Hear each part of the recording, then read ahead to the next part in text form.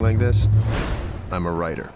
Eddie, maybe it's time to let the writing go. But just in case you think nothing ever happened to me. Eddie Mora! Hey! Tell me about this book. Well, how much have you written of it? Not one word. Well, I suppose I can help you with that. You know how they say that we can only access 20% of our brain? This lets you access all of it. They've had clinical trials and it's FDA approved. All right, just out of curiosity, and that's all. I was blind, but now I see. A tablet a day, and I was limitless. I now had cultural appetites. Since when do you speak Italian? I finished my book in 4 days. I'd like to renegotiate my advance. Math became useful. From 12,000 to 2.3 million in 10 days. I'm baffled by this guy. So, Eddie Mora, you do know you're a freak. What's your secret?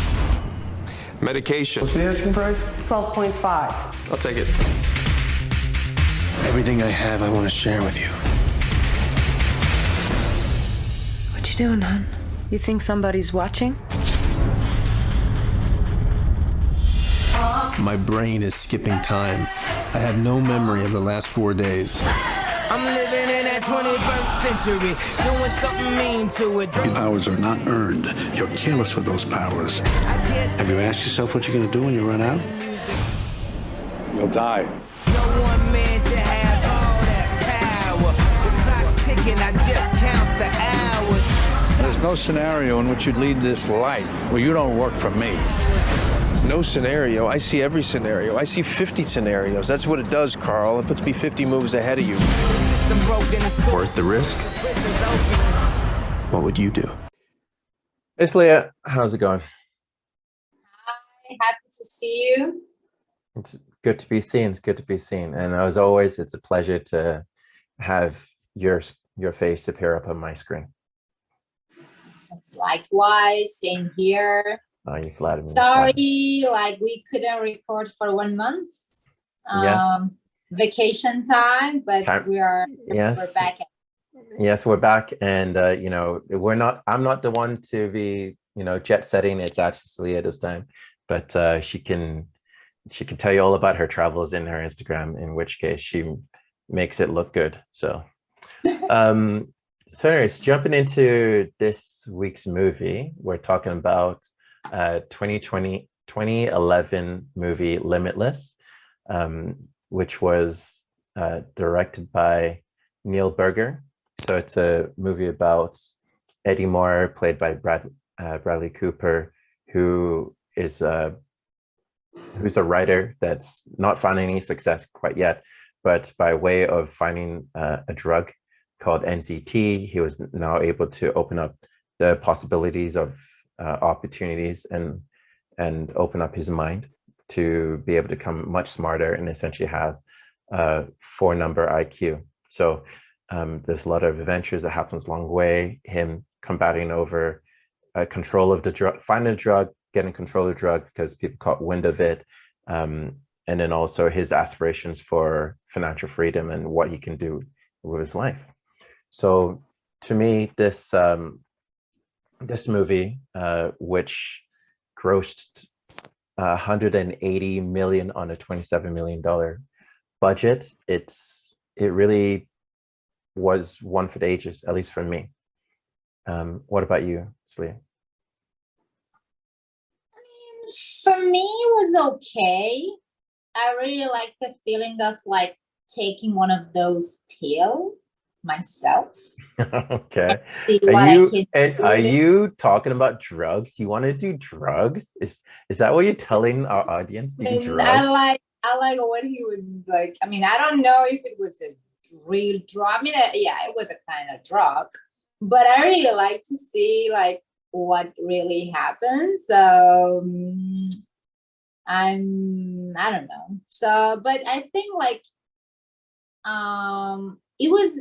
it was very long. Okay. Movie for the like one subject, so I had a feeling it was very repetitive. Oh, okay. For me, it was, well, to those that don't know, it's an hour 45-minute movie. To me, it was the right pace. At least, this is where you and me are quite different people, I guess. The right pace, because it had a beginning, a build up, a middle, the transition from, you know, doing selfish things to doing things for other people, and then an end, right? So, and he had obstacles along the way. So for me, the duration of the movie was paced well, and it's not even just the way that it was paced, it's also the way that it was shot and the different filming techniques that were used during the movie. So, you know, of course, if you've seen it already, or again, spoilers if you've not already watched the movie, is there are certain scenes where he's on the drug and the screen's much brighter, the blues of his eyes are crystal blue kind of thing, and when he's off the drug, it's much duller. And then also the lapse of time that he loses, where they do like a zoom in effect, and like it seems as if, you know, the world is fading around him and he just moves through it kind of thing, like on autoplay.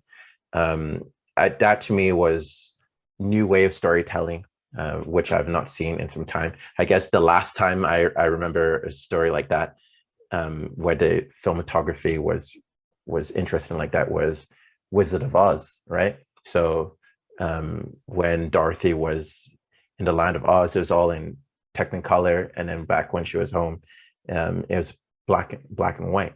So things like that. So there are different elements that are being used during the movie, and to me, it was a great movie. I honestly couldn't say any bad about this. Why Robert De Niro wasn't playing that much? He's like a great actor. So I was surprised how come he wasn't a leading character, or at least a little bit closer, or at least we could have had like two leading actors, you know what I'm saying? So like it was a pity that Robert De Niro, like he was like a secondary. Yeah, he was a secondary character. So he played Carl Van Loon, and he came off as, you know, a little bit of a mentor, idealistic person that Eddie Moore kind of looked at. And yes, Robert De Niro is a wonderful actor. He brings a lot of weight to a movie, and at least brings in some crowd.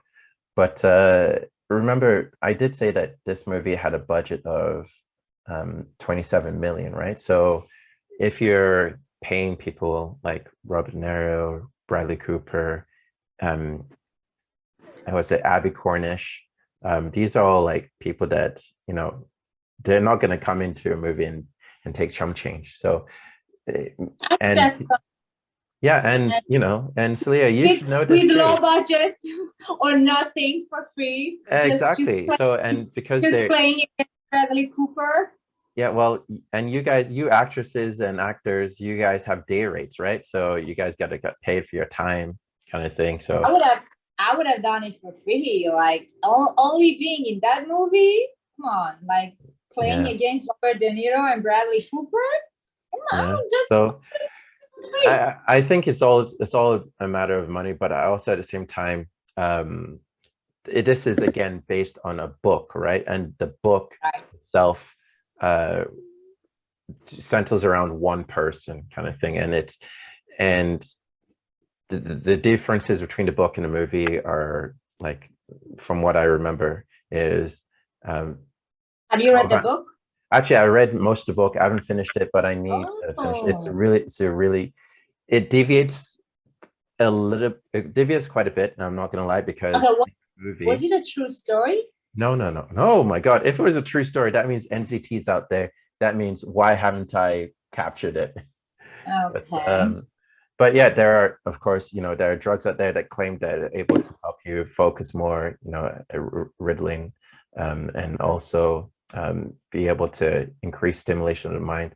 So that industry and that market, it's blowing up, but it's not FDA regulated. So a lot of these things are, you know, are fads or, you know, claims to fame, but they aren't necessarily true. Going back to your question of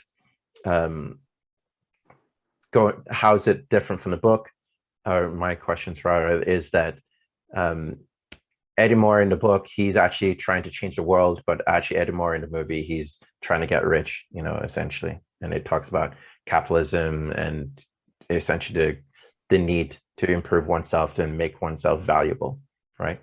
Mhm. So, but I think, to me, why I definitely resonated with this movie time and time again is probably the fact that, you know, it's almost like a quick fix solution, right? That's what NCT provides.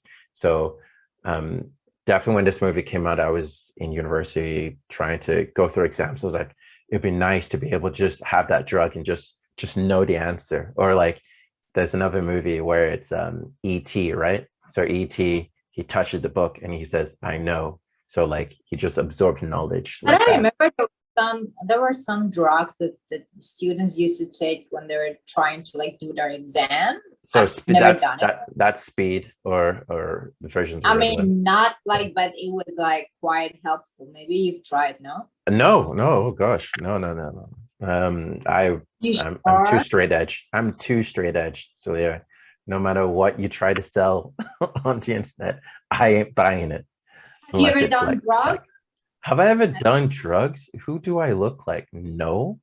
Drugs? Like I barely even take paracetamol. You ask me to take some hard drugs. So no. But if someone showed and claimed that NZT existed, I might be tempted to say yes. I will take that elusive drug. Me too. I might be tempted too, but I don't want to get addicted to it because in the movie, addiction is not good.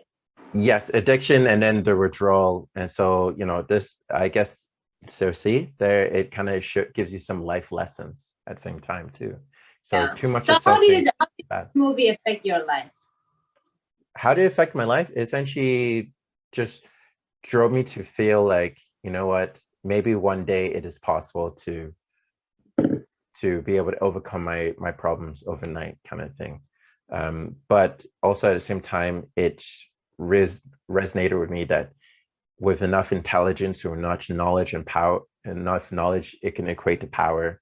And, you know, it is kind of gingered me to have respect for intellectuals, right? So it's, you know, what they used to say is like in high school used to be the jocks that run things, but in reality it's the nerds that essentially dictate a lot of things. So it's the jocks will be working for the nerds, right? Those are the people that are working at Silicon Valley and you know, all those big firms. So to me, it's just reappreciated. Give me a reappreciation for nerds and for, you know, being able to appreciate having your nose down in a book, even though I like to absorb things via movies, just to say. So, and so Saliya, I guess my question to you, as always, is, what's your favorite part? My favorite part was when the guy was trying to break into his apartment and he was about to commit a suicide. At the end. So they did at the start and the end call back. Yeah. By them, you know? But then he regret. Then he remembered where, you know, in the last minute. Yes. Yeah, he remembered what the police. So it's, we basically told the movie. So now everyone like. So I think the line is because I've watched it so many times is as humans we're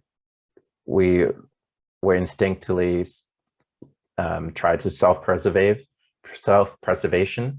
So he then thought about, okay, is there a chance? Is there one more option other than committing suicide? And then that's when he thinks about, oh, okay, there might be a pill out there that he can then utilize to escape the situation. So that's an interesting scene, yes, because it is also the first scene we have in the movie, and then it's brought into the third act of the movie. So that's a good one. For me, I think my favorite scene is, there's too many. I think my favorite scene is probably when his girlfriend, Lindy, played by Abby Cornish, she escapes that assassin or that henchman, I will say, while running through the park, and then she's like, I can go to this back. Yeah. So to me, that was interesting because that was, you know, that was her first time at NCT, and for her first actions, it wasn't like selfish, trying to finish a book, trying to win money. It was self-preservation, and then immediately afterwards, she just went to go help her boyfriend, right? So how people are on NCT are quite different. So I thought that was interesting. And then of course, like when he goes, there's that one part when he says, he makes a deal with Robert De Niro's character, says, you know, I'm opening up a line account, you go buy yourself some things, and it says yes. And Eddie Mori said, me and my friends, we went to, I bought some cars, and then we went to some places, and those places were not that close. And he ended up taking private jets to like France and Italy and things like that. And I was like, see, that's the life I should be living, you know? So, but to me, it shows opulent wealth, it shows intelligence, shows danger. It has a romantic element. So to me, this movie has breadth and range. So I guess finally, our scores out of 10. I'm just gonna flat out and say it. As much as everyone can find me on it, I'm gonna give it a straight up 10. Straight up 10. Yeah. Yeah. And guess what? I'll probably be rewatching it sometime in the next 3 months. That's the first time that you are giving 10 to a movie. Yeah, it was hard for me to even push Social Network down, but I've definitely seen Limitless more than Social Network. So hard 10. How about you? 6.